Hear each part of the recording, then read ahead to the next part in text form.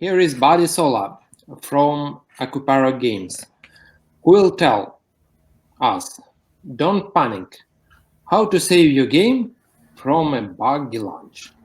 So Buddy, you're welcome. Hi, thank you so much for having me. I really appreciate it. So, my name is Buddy Sola. I am the community manager at Akupara Games. I've been working at Akupara Games, which is an indie games publisher, for about a year and a half. But I've been in the games industry for 7 years doing community work that entire time, and I love my job and I love working with the community. So I thought I would give a couple of tips and walk through how I approach my job and the responsibilities that I have with it. Now, when I first joined Akupara, one of the first things that I did was go out and see if I could find videos of like GDC talks or read articles by other community managers to see what they were saying about, like how they did their jobs. What kind of strategies did they use? And I saw a lot of stuff that was like, our game blew up and it was great, and this is what I did to contribute to success, which I thought was really useful and super interesting. But when I got asked if I wanted to do a talk for the Games Gathering conference, I wanted to sort of take a different approach, right? What happens when things don't go the way that you expect? What happens when there are problems that you have to deal with? When there are issues that you have to tackle? What happens when you kind of have to respond on the fly to things not going as planned? That's the topic of today's talk. I call it Don't Panic, how to save your game from a buggy launch. Now, one of the first things I want to do is be clear that buggy does not necessarily mean bad. It just means that there are issues to be addressed in the game and in the builds that you're putting up. So, just to quickly set the stage, right? I want you to think of yourself as a developer, think of yourself as a community manager, right?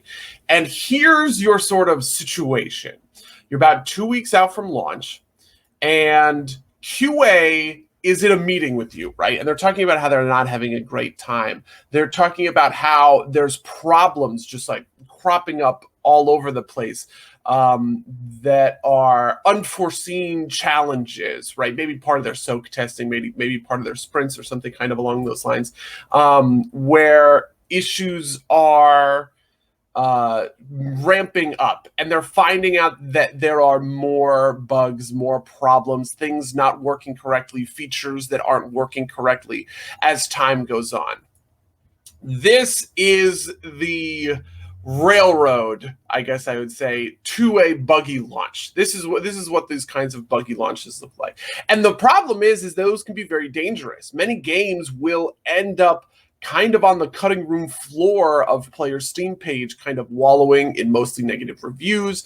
They won't get the kind of attention from the press or from other users the way that you would want, because those bugs really cripple the ability for your game to make a big splash on its launch week. That said, there are a number of different strategies that you can undertake in order to help get to the other side of that problem. So what I want to do here is I want to lay out how I approached it, my dev team approached it, all of our Akupara Games really approached that problem, and how kind of we got to the other side. This is really the situation that I was in, right? We were in that meeting 2 weeks from launch when we kind of got the report that, our QA team was just having a really, really tough time ironing out a couple of bugs and problems that weren't hitting in the way that we had expected them to, and that we were likely to launch with issues still in the build that were going to be needed, that we were going to need to address even once the game released. For me, that game was Spinch. You can actually see behind me is also Spinch, or I guess over here is also Spinch. Spinch is a 2D precision platformer, right? So it's a little like Super Meat Boy, where part of the goal was to really be a challenge for players. It is a tough, difficult game that is looking to entice people who really want to meet that challenge, to meet that difficulty, right, and kind of conquer it. But that does makes a lot of problems for a QA team because, you know, if our final boss is just like an incredibly difficult boss fight, testing individual bug fixes can get pretty tough because as a QA person, you're going to be needing to defeat this super hard boss over and over again just to see if some of the, you know, like if some of the boss changes that we have made are going live. This was part of why it was so difficult for us to nip these problems in the bud, because when it takes 2.5 hours to grind your way to get kind of to get in the mindset that you need to be in to defeat some of the more difficult levels or some of the more difficult challenges in the game, it can just be really hard to test, reproduce, and fix bugs kind of along those lines. So this is where I was at, and this is where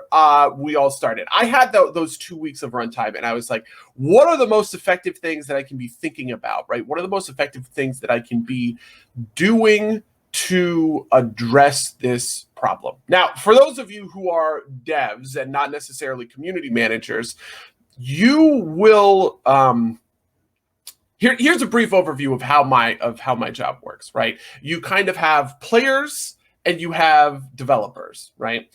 Your job is to serve as a conduit of communication between these two groups.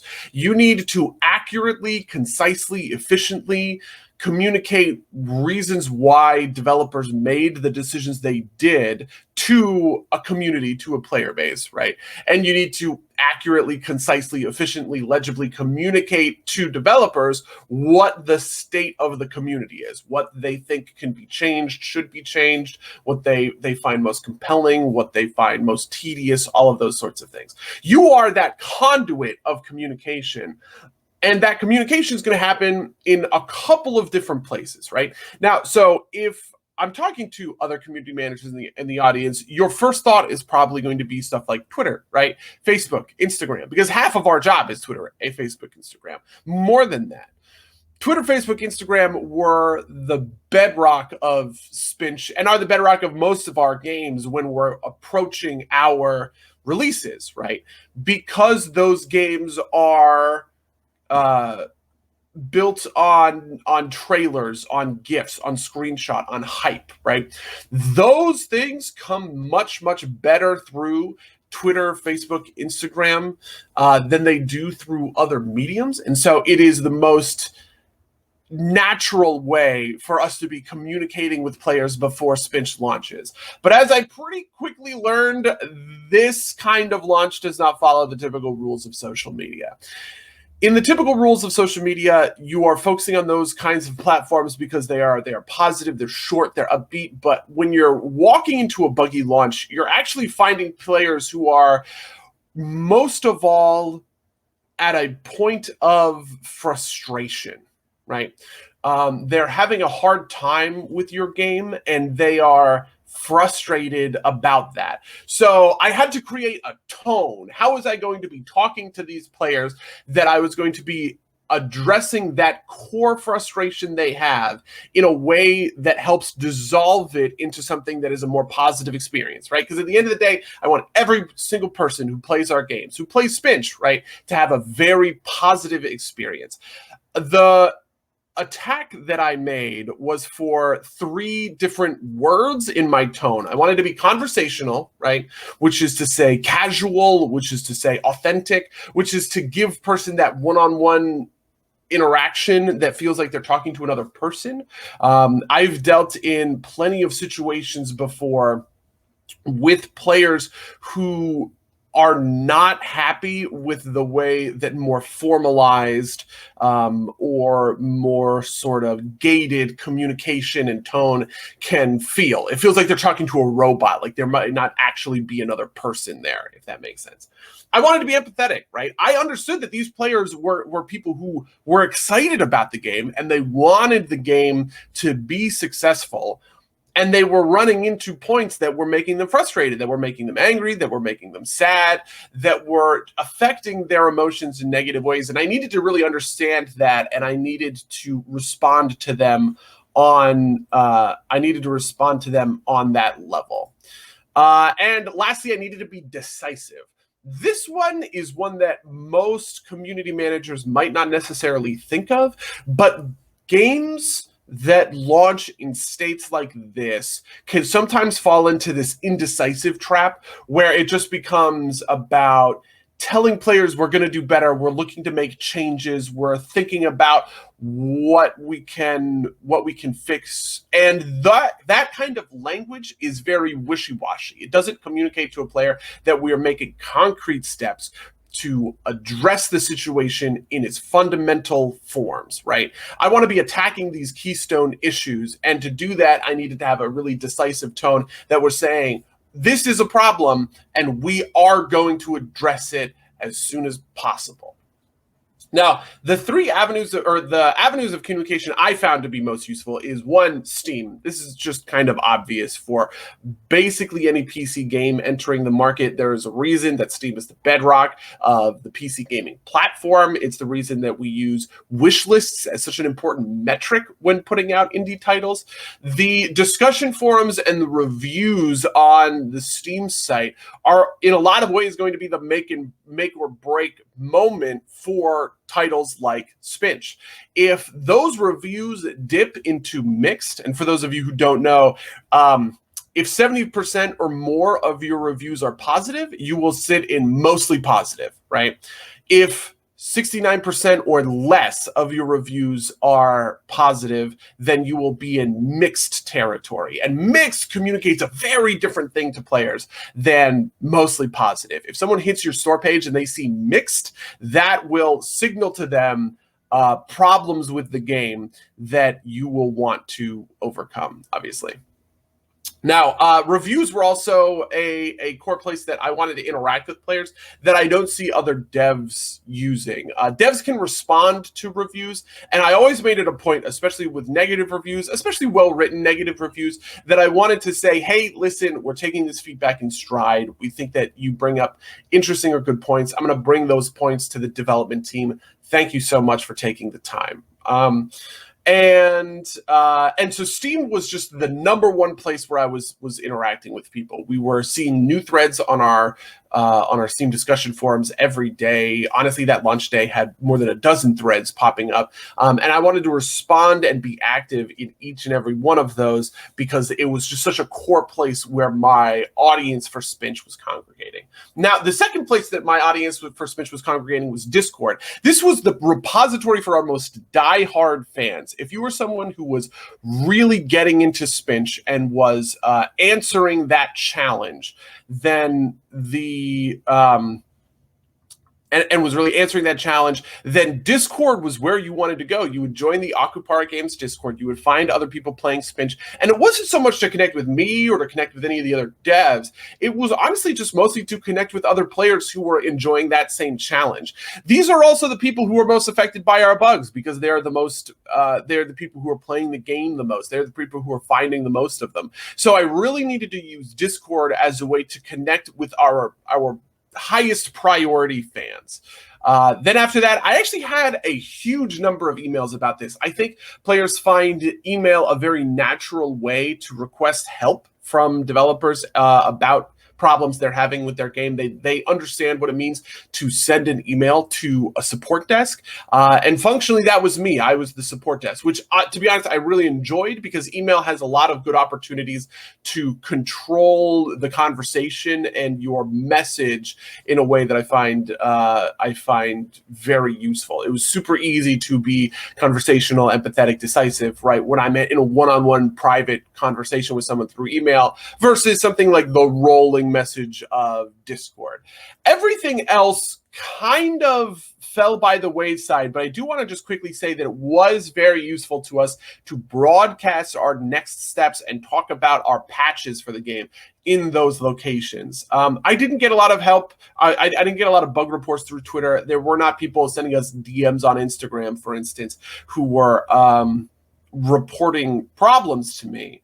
Most of those things were coming through Steam, Discord, email, right? But when we were putting out patches, I always wanted to make sure that we were writing tweets and that we were putting it up on Facebook and that we were, really broadcasting to the audience as a whole that, hey, listen, this is something we're taking seriously. These are the fixes you can expect.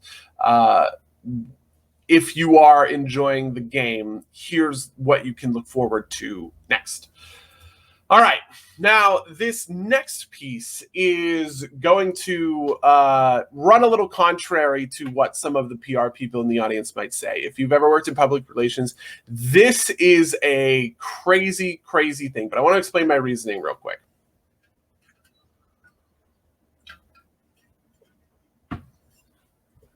So the typical wisdom when you are running into a bad situation, like something along these lines, right? If you are about to step into a buggy launch, is to be as quiet as possible. The reason here is you never want to say something that you cannot back up 100%, right? Because customers are already sort of losing trust in you. These players are sort of losing trust in you, and you don't want them to have that trust challenge. You don't want them to be able to take your statements out of context. You don't want them to be able to misinterpret things that you say to change their expectations, to make them think that, you might be doing more than you are.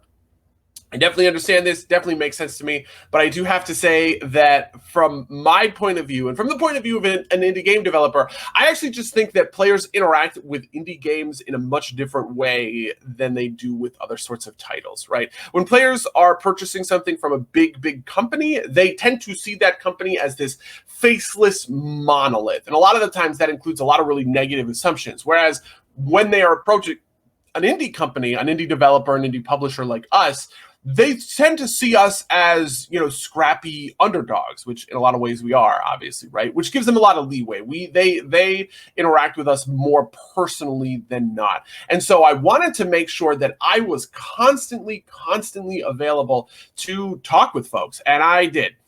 I talked a lot. I talked everywhere I possibly could. I was answering every single thread. I was constantly on Discord. I wanted to show as many people as possible that, hey, my name's Buddy. I'm the community manager. I am here. I am attentive, and I understand the problems that the community are bringing to me. Now, the number one reason that I wanted to talk a lot is I wanted to make sure that I was avoiding harmful feedback loops at every individual turn, right? So what do I mean by that? A harmful feedback loop in games happens when a player bounces off other players and their negative opinion kind of spirals out of control, right? So imagine a player, let's call him Alex, right?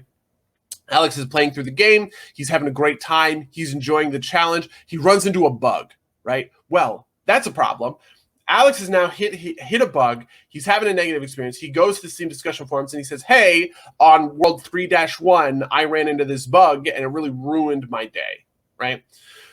The negative feedback, or the harmful feedback loop, pops in when another player joins that thread. Let's say Sarah, right? Sarah also has the same bug. And she comes into the thread and she says, I also have been having trouble with this bug. And you know what? That second world boss was really unfair.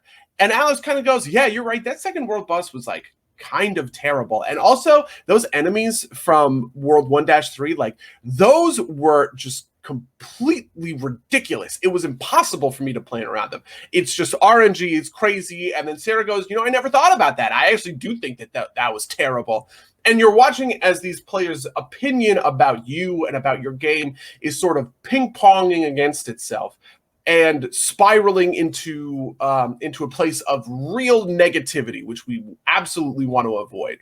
The reason that I want to talk a lot, the reason that I want to be active, the reason that I want to be interfacing with as many players as possible is I want to turn those harmful feedback loops around, and I want to avoid them as much as I possibly can. So if instead of Alex meeting Sarah, who then expresses some negativity towards the game with which Alex kind of agrees with and kind of goes along with, I want Alex to get in touch with me, where I can apologize for how hard he's for the frustration that he's feeling, right? For the bugs that he's suffering through, and offer him the assurance that we are going to be taking those issues seriously. Now, all of a sudden, Alex, that frustration is dissolved. That frustration kind of goes away. And in a lot of situations, Alex gets back in the game and continues playing, right? One of the secrets that devs don't necessarily think of, but I'm intimately aware of, as a community manager is that people never walk into a game with that negative mindset. Every single person who picks up your game feels at the very least slightly positive about it because they bought it, right? Or they downloaded it if it's free. They took the time. They said, this is worth my attention. This is worth my time. This looks interesting. They see a trailer and they go, oh, that's really cool. They see a screenshot and they go, oh, I really love the aesthetic. They see gameplay footage and they say, I bet that's super fun. These are positive experiences, and those positive experiences motivate them to pick up and purchase the game. And that means that most players have a sort of baseline of positivity towards the games that they play. They want to like the games that they're playing. By interfacing with them all the time, by talking a lot, by creating those beneficial feedback loops as much as I possibly could, I could keep them on that place of positivity because I'm sort of preventing things from spiraling out of control, right? Responding to the threads, keeping up with the Discord, making sure that I'm on top of who is saying what and where they are saying it. So yeah. Now, once I started talking with the community, it became clear that it was on me to make organizational changes to how we're going to approach the game over its first couple of weeks. So what that means is I need to focus on finding the highest priority problems and showing that stuff to the dev team. So far, I've been talking a lot about what devs are talking to players like, but this is sort of the opposite, right? This is the responsibility that I have to be a conduit for the players to communicate to the devs. I have that responsibility as a community manager.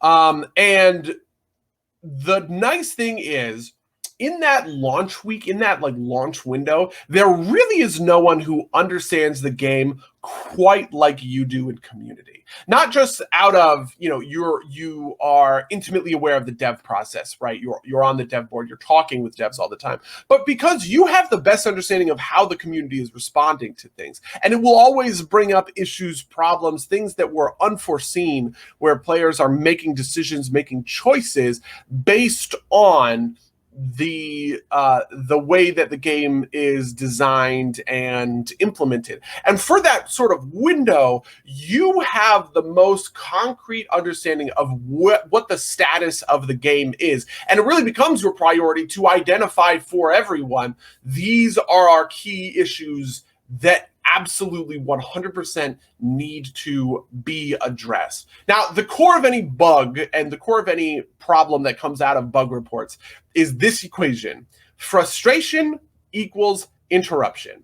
A bug is ultimately going to be valued by a player, either, not a problem or a huge problem, based on how much it interrupts their experience of the game. So for instance, in Spinch, we have a couple of wheels that spin, right? And players noticed pretty quickly that there are a few spots in the game where the wheels aren't animating correctly. They're supposed to be spinning, but they're not spinning. And we were getting bug reports that were like, hey, by the way, the animation that's supposed to be here, it's not animating. Ultimately, this is a bug that someone is playing the game, they see it, they go and report the bug to us, and they go and they report the bug to us, but they can just go back into playing it, right? This is not a huge interruption, and therefore it does not create a lot of frustration. The high priority problems are the one that create huge interruptions to their play. I call these harmful bugs, and I call things like the animation harmless bugs. So the harmful bug for us when it came to Spinch was an FPS issue. Basically, the game is built for 60 FPS, right? And it's built to play 60 FPS on basically everything, right?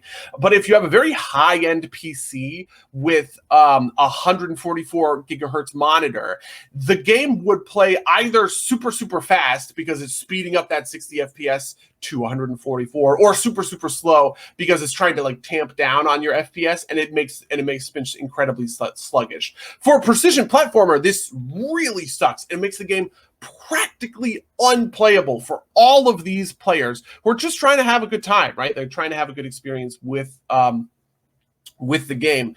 Those bugs are the bugs that you need to address first. These are the high priority issues, the high priority problems that you absolutely want to address. Stuff like the animation, it's there and it is something that will need to be addressed. And I'll talk about this a little bit later when we get into patching. But when it comes to interruption, when it comes to frustration for players, solving the most frustrating bugs first is absolutely your priority. One of the nice things about that FPS bug, though, is I immediately remembered, I was like, we've made games that have had this problem before. We've seen this problem. So let's go look at those patch notes. Let's go look at those builds and see what we found. And as I was digging through our history, I found that we had actually figured out a workaround for this problem. What we had done was we advise players that all they need to do in order to get the game to run smoothly at that 60 frames per second was to go into their monitor settings, right? Just right click on their desktop, go to display, and they will be able to set their refresh rate manually at 60 hertz. And all of a sudden, they just won't have this issue any longer. This workaround immediately takes an incredibly harmful bug and makes it relatively harmless. If a player wants to avoid the frustration of that experience, they can use the workaround to get there. Not every single player will, and there are players who are definitely going to want you to respond. You still have that responsibility to respond, but making the harmful bugs harmless by reducing the interruption to play that they represent is a huge, huge priority. It's one of the first things that I was tackling. Now, this is the second choice, the second big choice that we made when it came to Spinch. This is our Spinch features and bugs board, which is when we decided to make our development of the title public.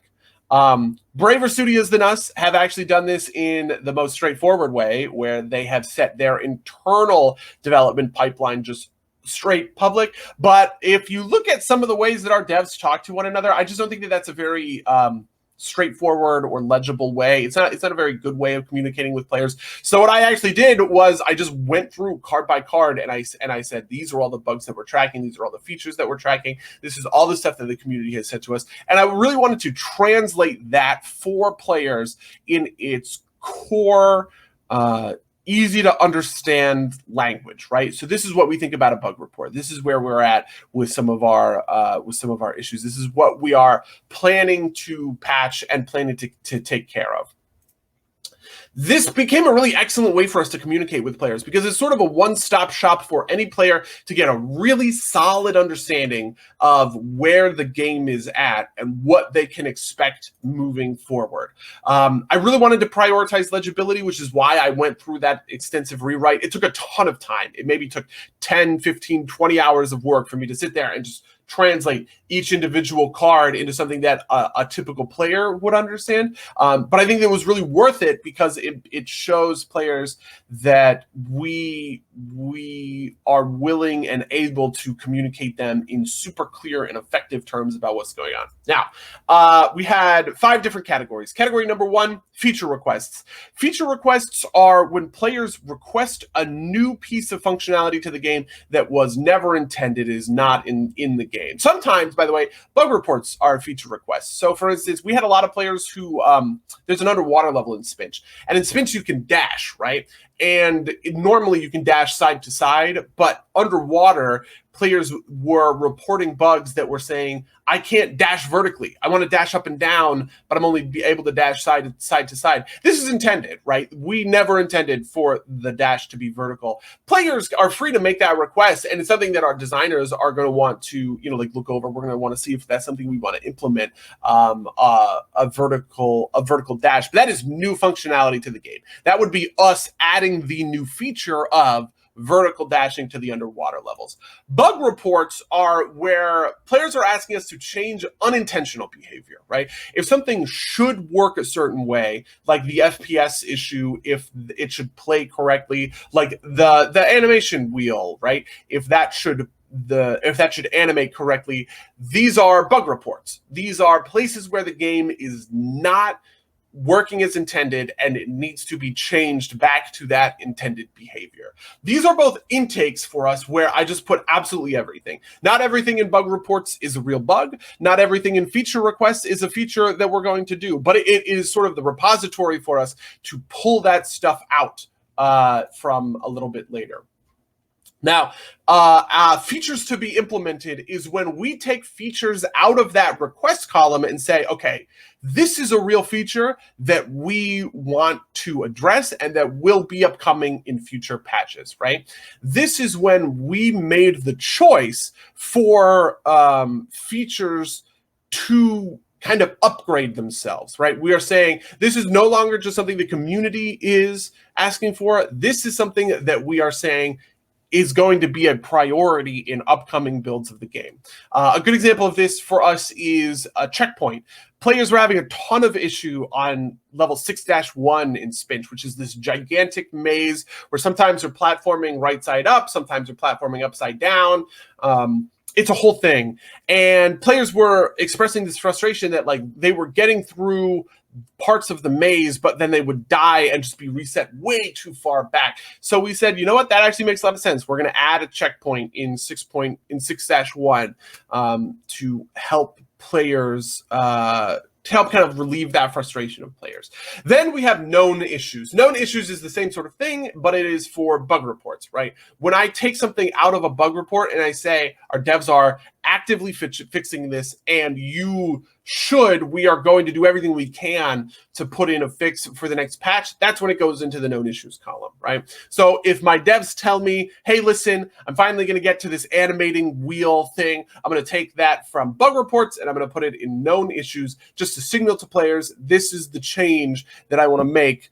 These are the bugs that we're prioritizing and we're making sure are going to be fixed. And the final category is fixed. Whenever a patch goes out, I take all of the things that were in those two features to be implemented known issues categories, and I move them over to a fixed category. This is so that if somebody wants to come to that board a little bit after, they can see the backlog and they can see all of the changes that we have made historically to the title and to the game.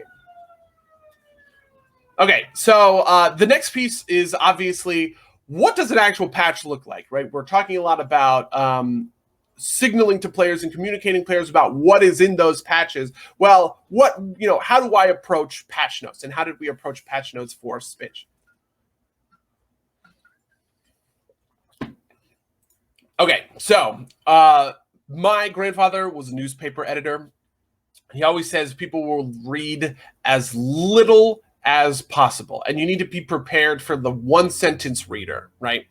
Which means if you're publishing news like a patch, you need to be able to sum up the core of that patch in a line, right?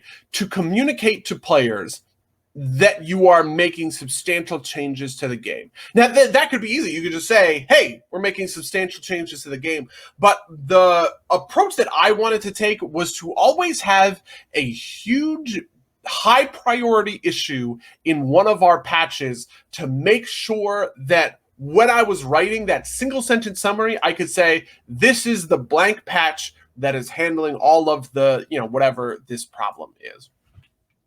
So, for instance, on the very first patch for Spinch, it was achievements. We had achievements live in Spinch on release, but we had a bunch of bugs about achievement tracking, right? Where certain triggers weren't hitting, or players were like not getting credit for the achievements that they would technically have earned for a variety of different reasons. Our very first patch really focused in on those achievements and made substantial changes to how they work and how they behaved. Achievements became our headlining issue for the very first patch of the game. Now, the headliner isn't the only thing you need, right? A headliner is useful because it centers the message and it shows players, hey, here is something that is likely affecting you right now that we are addressing, that is being solved in this patch. That's a really useful message you want to give to players. But ultimately, it's also kind of shallow, right?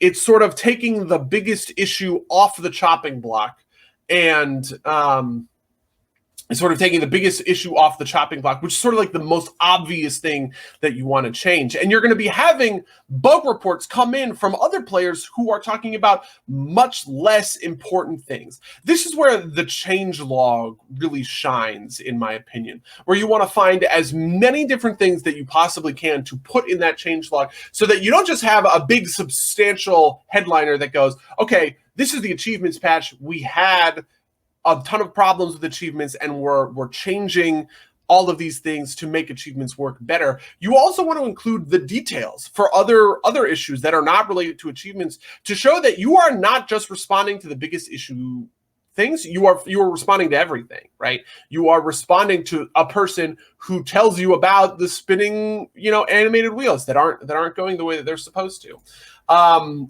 Players like to see a large number of issues addressed because they like to see that depth. They like to see that you have a full and complete understanding of the problems that are live with your game that don't just mean the most important issues. We call these fruits. Shout out to Rob, our lead developer, for coming up with this term. Fruits is a term we have for low-hanging fruit. These are all of the things that devs can address quickly and efficiently.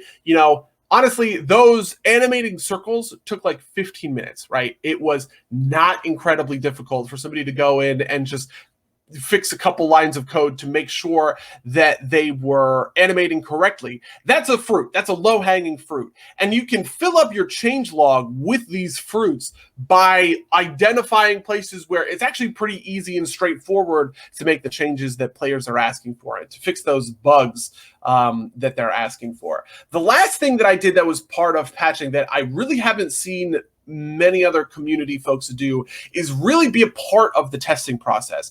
I wanted to get my hands dirty. I wanted to get in the muck with the builds and really see the changes that were being made. A lot of the times I was going in and reproing bugs myself. Part of this is that I have a bit of a background in QA. Like my very, very, very, very first start in games was as a QA tester. So I'm familiar with the process.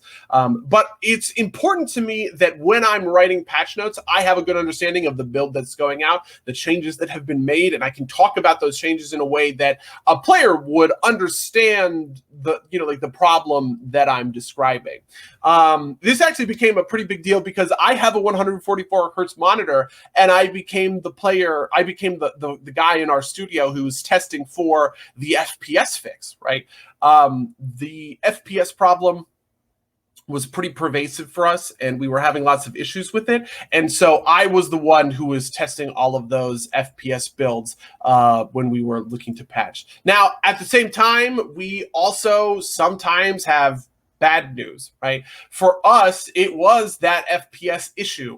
We were unfortunately not able to solve that problem for players. It is too baked into the DNA of Spinch, and I needed to break the news to players that, hey, we've been looking into this, but we're not going to be able to fix it. When it comes to breaking bad news, I think players are looking for two things. You need to provide reasoning and you need to provide relief. Reasoning just helps players understand why something went wrong. If the thing is going to be unfixable, they want to see how you reached that conclusion. They want you to show your work. For the FPS issue, we went to other studios. We talked to players extensively who were experiencing the problem. We tested 7 different strategies, each with their own builds and makeup to try and fix this problem, and we just could not figure out an answer. Eventually, we got in touch with the game's engine, like the makers of the game's engine, and they functionally informed us that this is just a problem that is baked into the DNA of the game, and that unless the engine makes changes, we won't be able to patch this. Reasoning for players shows all of that work, that we put in the time, we put in our due diligence, and we just came up short, and we're sorry about that. Players also want relief. They want to know what actions are you taking to make it right. For us, it's about talking about the workaround. We know that players can get around this issue, and it's now my responsibility to communicate that relief to them, right? There are going to be players who experience the FPS issue 6 months, 2 years from now, who I am going to have to get in touch with, and I'm going to have to explain, well, actually, if you don't want to run into this problem, if you don't want to have a tough time, then you can use the workaround to get around those sorts of issues, right? It is now my responsibility to relieve that for those players by communicating about ways to make that bug less harmful for them moving forward. Breaking bad news is never easy, and it is absolutely never fun, but in my opinion, the very worst thing that you can do is be vague and non-committal about these sorts of things. You need to really show your players that you are taking all of the steps that you possibly could, that you made all of the, you made all of the choices that you possibly could to fix the problem.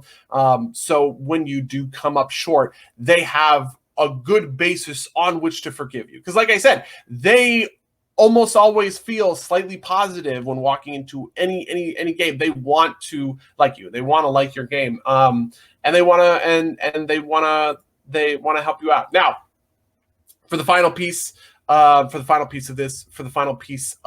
really any issue sort of along these lines, that's when you enter the long haul.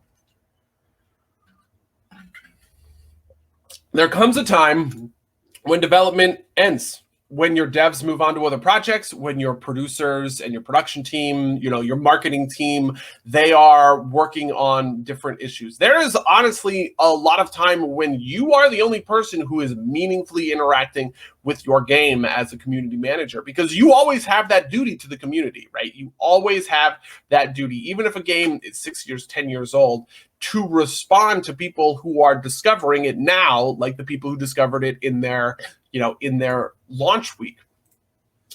What I did to handle this, and what I do to handle these sorts of issues, is I create an issues board. This is just to keep my mind straight, because to be honest, we're constantly having people discover new issues for us about the games that we've put out.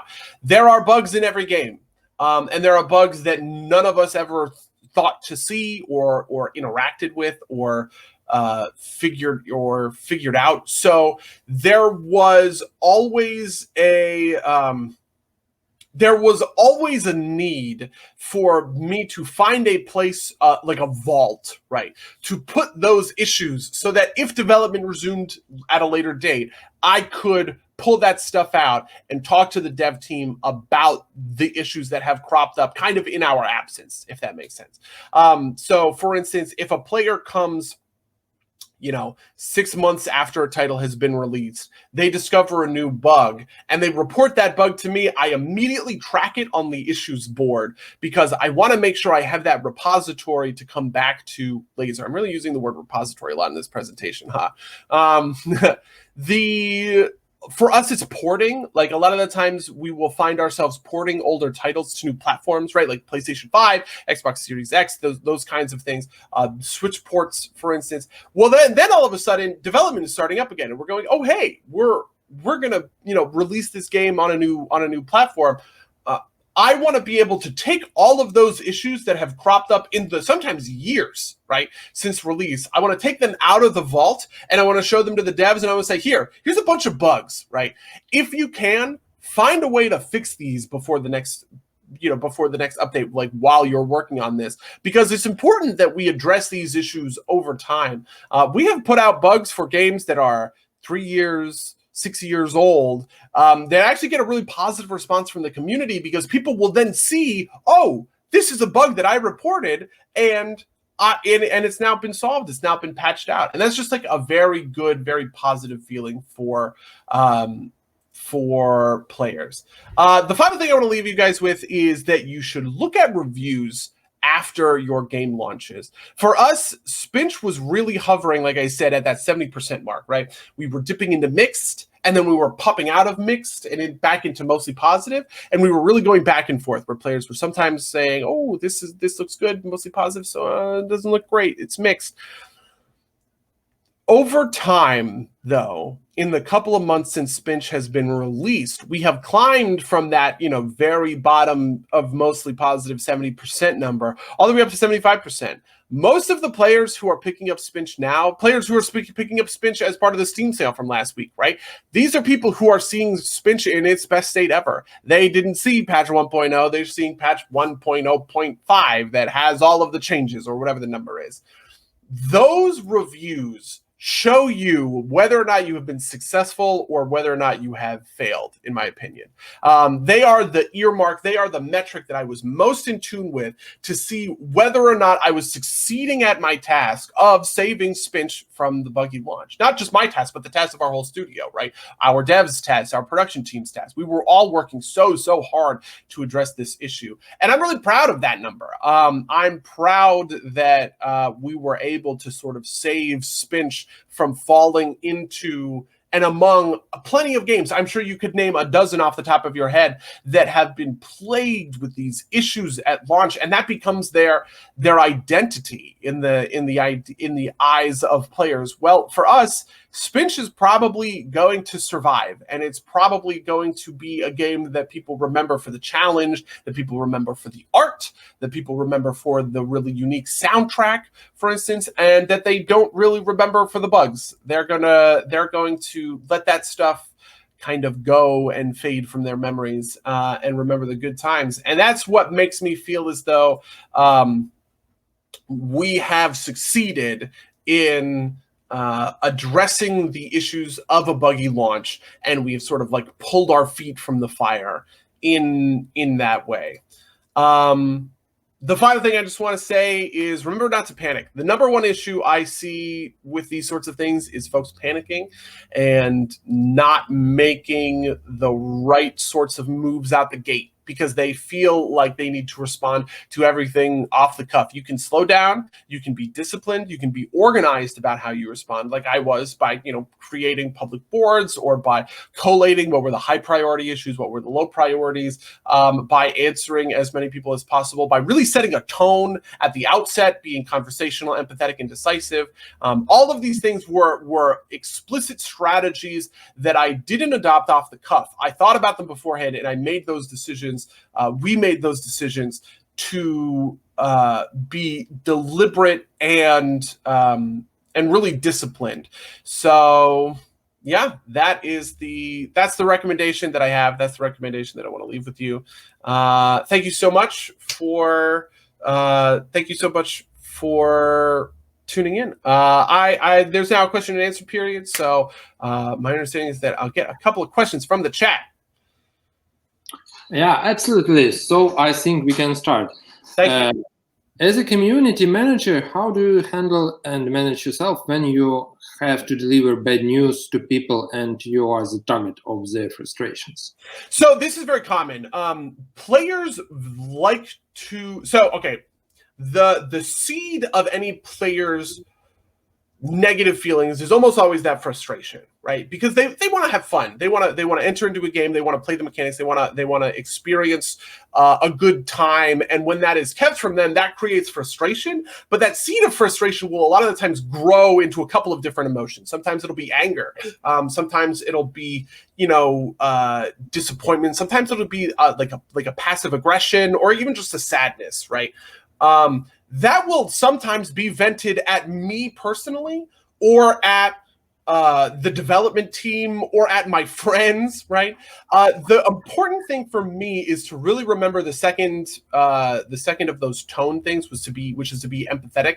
I don't hold it against players when they're having a bad time, and I never want to kind of argue with a player, right? This is a mistake that I've definitely seen players make, or I've seen devs make sometimes, where they really want to like argue with a player to convince them that they're wrong about something. But I think that just breeds negativity in both the player base and the dev team, and that kind of like resentment is not good. So I'm always very empathetic to that seed of frustration, and I always want to say, listen, I get that you're really frustrated. We're taking it one step at a time, and we're taking your issues seriously. You can see this, we can demonstrate this in like the patch notes, but I am really sorry that you picked up the game and you wanted to have a good time and you weren't able to.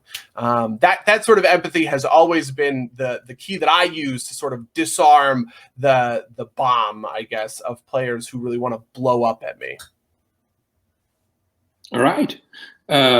And the next one, what would your strategy have been if you had to deal with pushing back the release date?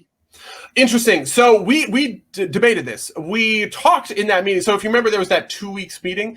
The 2 weeks meeting was when we really first heard like the flags went up. The red flag went up when we were like, okay, this might be a problem. QA might not be done with the game, and we might find new issues for the game on launch. And at that time, we had the conversation: do we want to push back the release date? Right? Do we want to say, hey, we're going to just push by 2 weeks, 3 weeks, whatever, to really iron out things? I've actually seen that gamers in general really enjoy are happy to see delays when you can communicate and articulate very clearly like why they're happening. So I would want to communicate to players that we found a couple of very high profile issues that are going to interrupt a lot of your play. So for that reason, we're pushing back by 3 weeks just so that we can make sure we have it all patched and ready to go by the time that you go. We didn't have that option at the end of the day because we were sort of locked into a couple of things inside of that release date. We had agreements to meet, and so we just didn't have the option of moving it. But we have moved other titles because of issues like this before, where we've kind of looked into the future and said, you know what, we just need to push this out a month. And if we're clear with players about why this is taking place, they will generally say, a lot of players say, they quote a thing, which is a Nintendo guy who said this. They'll say, a rushed game is bad forever, but a delayed game is good forever, kind of thing. A delayed game is good forever. Something kind of along those lines. All right. In my opinion, I think you should really enjoy these two questions because they were asked by guys from your company, Dave and Richard. So the next one. Thanks for your talk. Could you please tell us, how did you approach highly frustrated, extremely negative players? Did you discuss their problems with the game just like you did with less frustrated players? Or did you avoid the putting more fuel on a fire scenario? Thank you.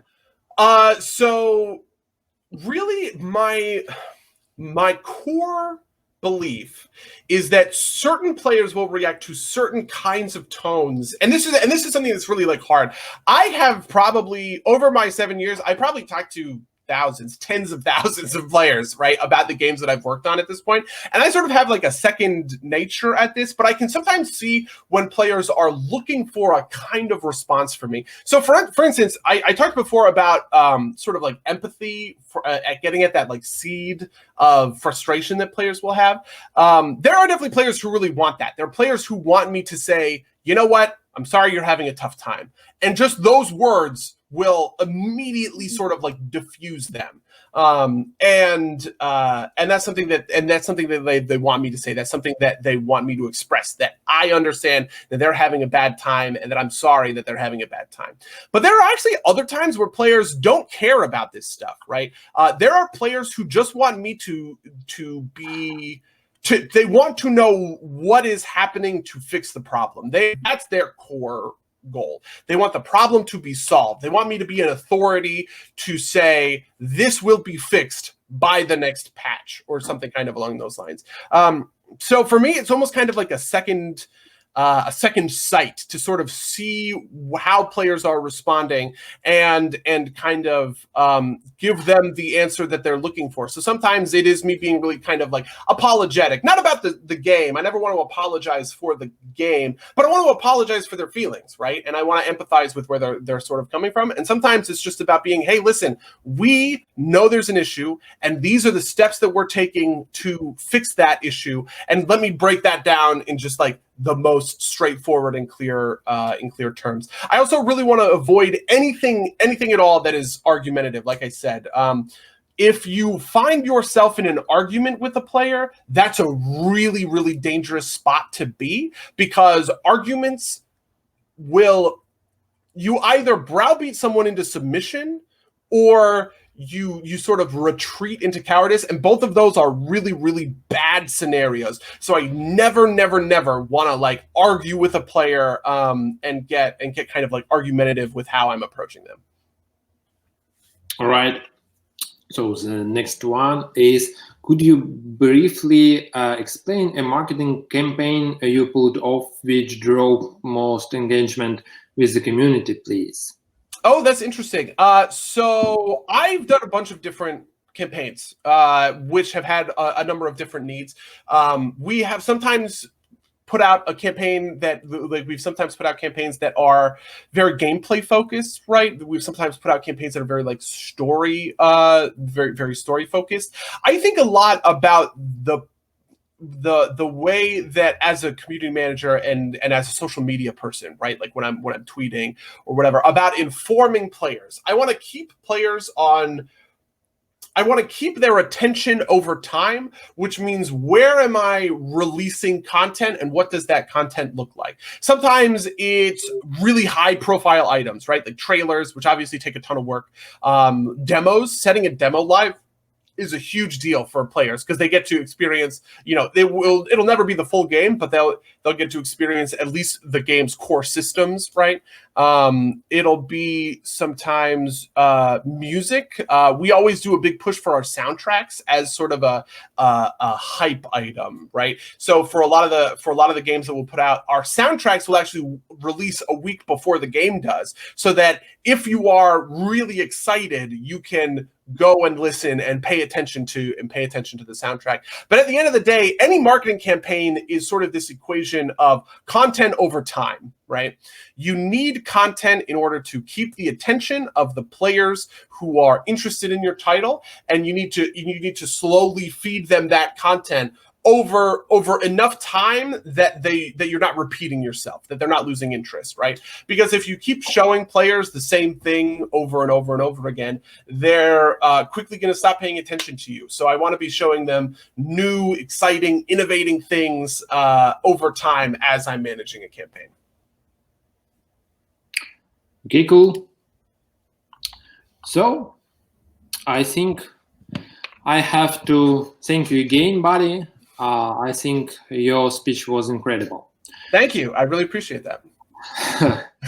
So I think now it's time to conclude our day. So I think we got a lot of tips and a lot of knowledge for today. And I'd like to say thanks to all of our audience who were today with us, and I also invite you to join us tomorrow. So thank you very much, and bye-bye. Thank you.